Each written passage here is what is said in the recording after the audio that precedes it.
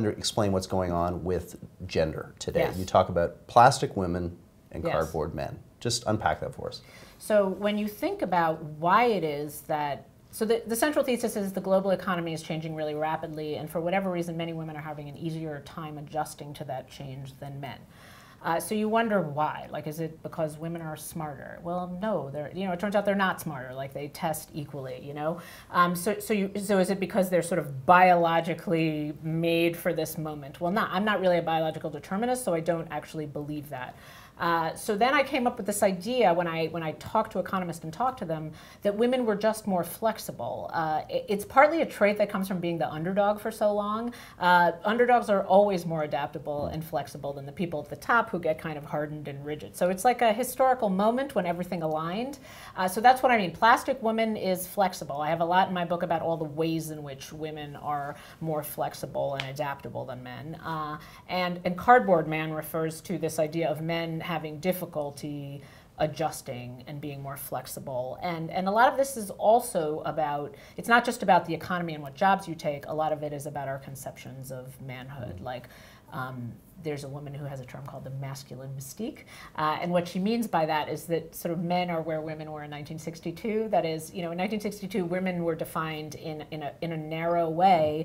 They were put in a little box, which made it difficult for them to move anywhere or do anything. So maybe there's a little bit of that going on with men now, where we define masculinity in a little bit of a... That's a key point, because you've argued that the definition of masculinity as the provider, you have a lot of interviews in your book, men who are very concerned about their ability to provide for their family, and then in an economy where those blue-collar jobs have been shipped overseas, that pillar of identity collapses. Yeah, and that's really important. If you look at our classic feminist texts, the ones we love, in my case, Simone de Beauvoir and Germaine Greer, what they talk about is that women learn that they are the second sex in the family. Like, it begins in the home when you understand that you're relegated to a different position and the man in the home is the breadwinner and can go out in society. So that setup is totally falling apart. Like, it really is falling apart, both in the sense that more women are the main providers for their family. Some of it is just like good equality in the way, like some of it's good, like the upper classes have sort of remade marriages in a much more give and take way. In the working class, it's just that the men are falling off the map because it's hard for them to find work, and they're not really acting as fathers for their children, so that's like a less good way. But I think when that falls apart culturally, a lot of things change, A lot of things sort of flow from that, and then you have women and men sort of looking at each other completely differently, where it's no longer assumed that the man is the one who is, dominant. Like, the hierarchy falls apart a little bit in the way that we've understood it basically for like tens of thousands of years. Do you think children will excel in this new world of as you say, fatherless families, which is not just something of the poor or what we would call the underclass, but increasingly a social phenomena? How do kids do in this new world? The end of men phenomenon feeds into the worst social change that's going on in the world right now, which is the hardening income inequality. So the answer to your question is the same as the answer to almost every question involving income inequality. If you're at the top, the world is your oyster right now. Like, you get better grades than you ever did, you have more money than you ever did, your parents pay more attention to you than they ever did. Like, on almost every measure, life is better for you as a kid if you're college educated, if your parents are college educated. Beyond the college educated, which is, the vast majority of people, it's like college educated makes up for 30%, 35%, depending on the country. Your life is much worse. Like, you're likely to be living with a single mom, vastly more likely than you were even 10 years ago, who's probably struggling, doing the best she can, and so your life is a little bit harder. You have less money than you did, and your mom is probably not working a great job. It's not like the end of men means all women are like working fabulous jobs. A lot of times they're working underpaid, low-wage jobs, but they're working.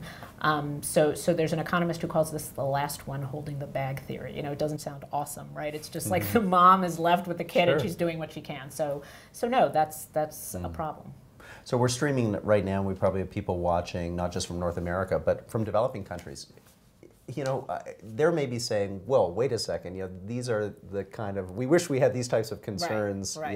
in Saudi Arabia or in Pakistan or India, where we've seen horrible sexual violence towards women. You think, though, that this is a story that's also unfolding in the developing world, the rise of women? Yeah, I mean, in totally different ways. So partly it's that I get letters that surprise me. Like I got letters from a book group in Gaza of seamstresses who are like, we totally get what you're talking about, because even though our world is vastly different than yours, all the women that we know, end up going to school and staying in school. The men don't stay in school, and they can't tell us anymore who to marry, and we get to decide. So does that mean that women in Gaza are totally liberated, or get to do what they want, or have sex how they want, or exactly like us, or even are on the path to be like us? No, But you do have cases like Liberia, these war-torn countries where they suddenly decide that women are going to save the country. Like international aid organizations are big into female quotas in politics, as there is this sense in the international world, and particularly the world of aid, that we need the women to come in and rescue, whether it's like microloans or political quotas. So no, it's not the same as it is here, but we do have the sense that like the energy is with the women, the changes are with the women, let them do something. So again, it's not feminist liberation circa America 19, You mentioned in your book, though, that in South Korea now, families would actually rather have a daughter than a boy, in a society that, up until very recently, would be considered quite patriarchal. What's driving that? So that is my absolute favorite statistic in my whole book, because it was so surprising, and it was that, given that blew to me away, and I hope you use it tonight. Yeah, it was given to me by a statistician. It's funny, who listened to my radio show at Slate, and I had mentioned that I was coming to Korea, and he emailed me to say I have all the Koreans' data from the last 50 years. And again, South Korea is and remains a thoroughly patriarchal society. You will not find one single woman at the top of the management of these huge corporations. On the other hand, the rise of women has caused tremendous disruption in the country, tremendous cultural and social disruption in its laws, in the universities, in what age people get married, because women don't want to get married and kind of assume the traditional Korean wife. So there you have one of these situations, again, in every country it's different, where the women are rising, but the culture won't. It's like rumbling and rumbling, but the culture just won't let it happen or adjust to it, so they're stomping on. Japan is actually in a similar situation. So again, it happens differently every place, but one of the things that did change is the preference for firstborn son totally flipped, and this is really in the last couple of years, so that couples say they would prefer to have a daughter. Because this gets to a key part of your argument, which is it's really about trend. It's not about focusing on the number of female CEOs in Fortune 500 companies today, or the number of MPs in Canada who are sitting in our federal parliament. It's about a trend. It's about a line stretching out into the future that shows that women are going to do pretty well for the coming century. Yeah, I mean, basically, I've never done an interview where I don't have that debate, or I've never done a debate where I'm not talking about CEOs.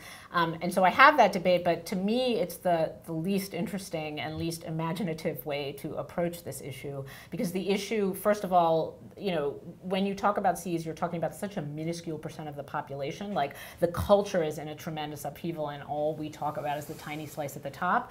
And again, it's unimaginative because these are trends. Like, sure, you can stop, right? You can take a snapshot right here and see that there's many more male CEOs. But what I'm talking about is like 40 years old. I mean, men have been in power like 40,000 years, or Caitlin says 100,000 years, or however you want to say it. It's like, it's not that there was this grand revolution, it all flipped overnight. If it had happened, we would have read about it in the papers. It might have even driven Rob Ford out of the front page of the papers, that and nothing else. But when you see those lines kind of going up in the future, maybe the male line of performance going down, like, is there a revolution out there at some point at 2050, at 2100, where you really get some big societal change? I mean, this is where I'm hesitant. I'm totally not hesitant about the cultural change, the change in the structure of family, the change in the way men and women regard each other.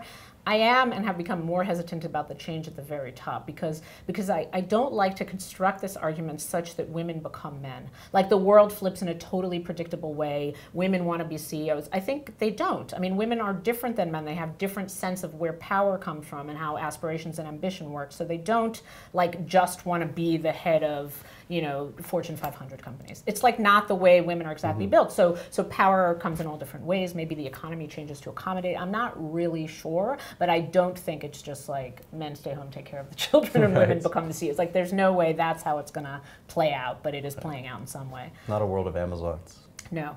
Okay. Well, Hanna Rosin, thank you so much for your time today. We look forward to a terrific debate tonight. Thank you. Great.